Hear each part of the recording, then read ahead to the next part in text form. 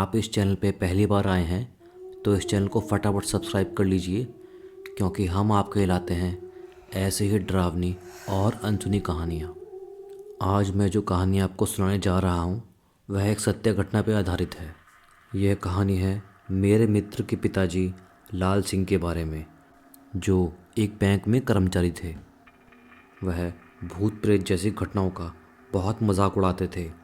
वह कहते थे कि शैतानी शक्तियों जैसी कोई चीज़ नहीं होती, और चाहे रात हो या दिन, जंगल हो या शमशान या फिर कोई कब्रिस्तान, वह जानबूझकर वहाँ पे घूमा करते थे और बोलते थे कि देखो, अगर कोई आत्मा सच में होती तो मुझे परेशान ज़रूर करती।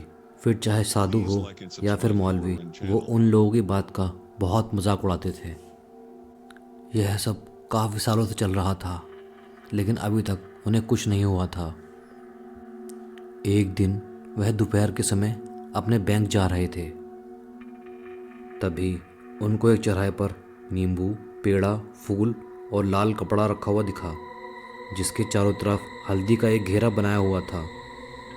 वह यह देख के सोच में पड़ गए कि दोपहर में यहाँ पर यह सब सामान किसने चढ़ाया है।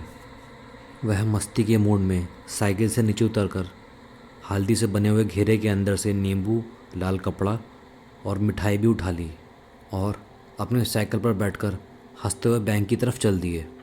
वहाँ पहुंचकर काम करने में व्यस्त हो गए और तभी उन्हें भूख लगी और वह नाश्ता मंगाकर खाने लगे। तभी उनको याद आया कि उनके पास नींबू और मिठाई भी रखी हुई है, तो उन्होंने उसे भी खा लिया और जो लाल कपड़ा उठाया था उससे अपना हाथ मुंह पोंछकर कूड़े में फेंक दिया। जैसे जैसे दिन ढलने लगा और रात होने लगी, वैसे वैसे उनका सिर भारी होने लगा और अब वह घर आ गए।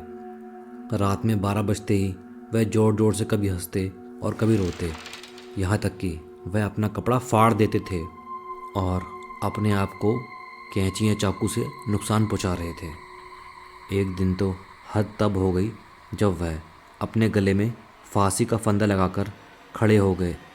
तब उनकी पत्नी ने देखा और उनसे पूछने लगी, अरे आपको क्या हो गया जो अब पागलों की तरह हरकत करने लग गए हैं। इस बात पर वह कुछ नहीं बोले। जैसे कोई पागल बात सुन रहा होता है, उसी तरह वह भी चुपचाप बात सुन रहे थे। अब उनकी औरत परेशान होकर डॉक्टर के पास पहुंची और उनका इलाज करने को कहा।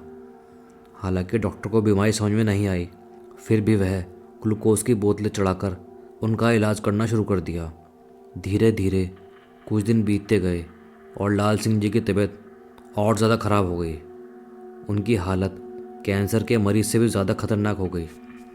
इतना इलाज होने के बावजूद भी जब उनकी सेहत पे कोई फ़र्क नहीं पड़ा, तब उनकी पत्नी ने उन्हें एक अघोरी बाबा को दिखाया और अघोरी बाबा की समझ में सारी बातें आ गई। उन्होंने कहा कि उन्होंने 4 रास्ते पर पड़े सामान को उठा लिया था, यह सब उसी का नतीजा है। कैसे? तब अघोरी बाबा ने बताया कि 4 रास्ते पर एक आदमी ने किसी को झाड़ फूंक कर उसकी आत्मा को आज़ाद किया था, और जैसे ही उसने सारा सामान चढ़ाकर पीछे लौटा, वैसे ही ये वहाँ पहुँचकर सारा सामान उठाकर खा लिए होंगे। तभी वह आत्मा इनको परेशान कर रही है। यह सुनकर लाल सिंह जी की पत्नी रोने लगी और अघोरी बाबा का पाँव पकड़ लिया। बोली, बाबा आपका ही सहारा है। अघोरी बाबा दुखी हो गए और बोले, ठीक है, पहले जाकर कुछ सामान खरीद कर लाओ, फिर मैं बताता हूँ। औरत ने पूछा, क्या लाऊं?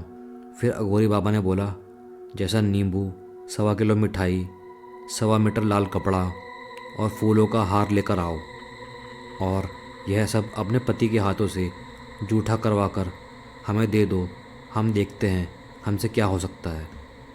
जैसा अघोरी बाबा ने बताया था, औरत ने वैसा ही किया। अघोरी बाबा ने पूजा पाठ संपन्न करने के बाद 1 लोटा पानी लाल सिंह जी के चारों तरफ घुमाकर पी लिया और चले गए। इसके बाद लाल सिंह जी दिन प्रतिदिन सही होने लगे और उनको कुछ भी याद नहीं रहा।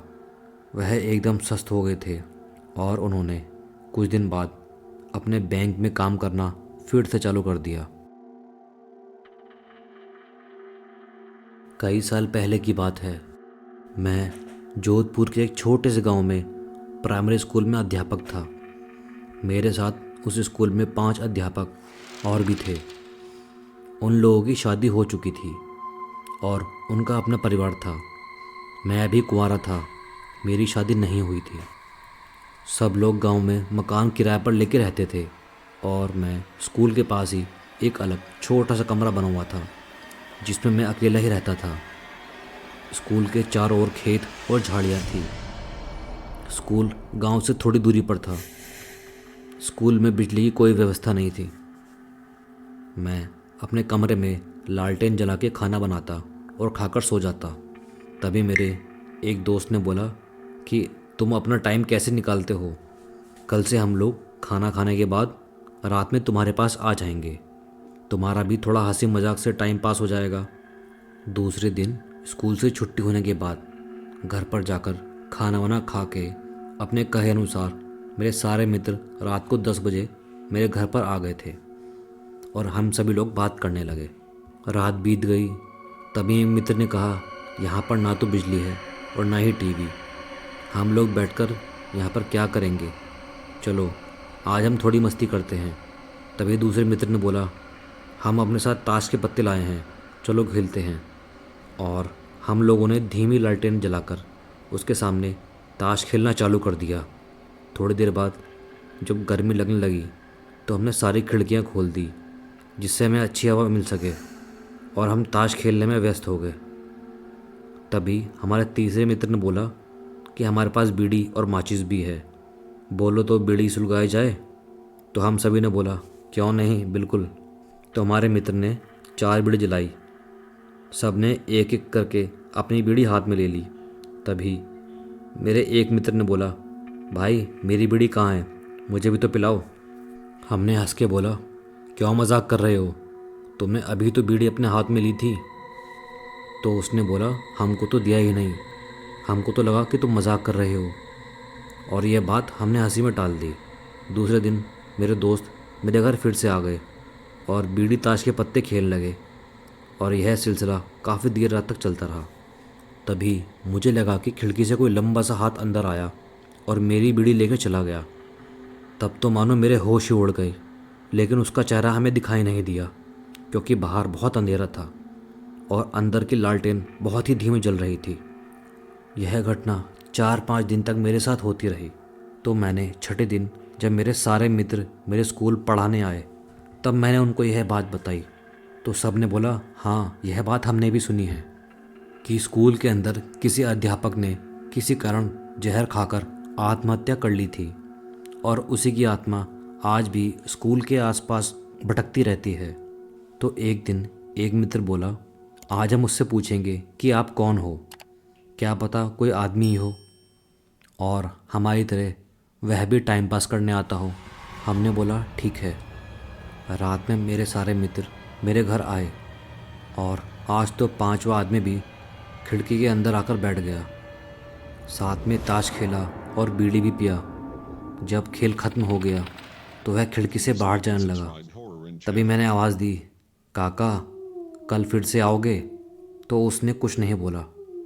इतना सब होने के बाद जब उसने हमें कोई नुकसान नहीं पहुंचाया तब हमारे एक मित्र ने उस आत्मा के मुंह पर टॉर्च चलाई।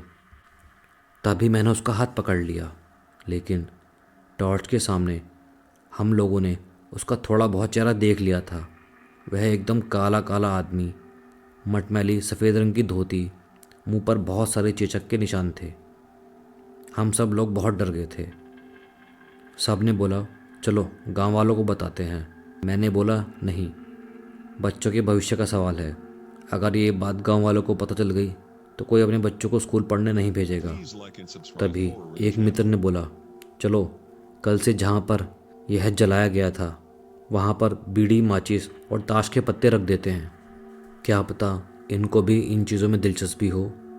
दूसरे दिन हम लोगों ने ऐसे ही किया और उस रात वह अंदर खेलने नहीं आए। हम लोग 4-5 दिन में एक बार बीड़ी और ताश के पत्ते रख के आ जाते थे। एक बार एक गांव वालों ने हमें देख लिया और पूछा तो हमने सारी बातें बता दी। तब से आज भी वहाँ पर गांव वाले बीड़ी, माचिस और ताश के पत्ते हफ्ते में एक बार ज़रूर रख देते हैं और आज भी वह आत्मा किसी को परेशान नहीं करती।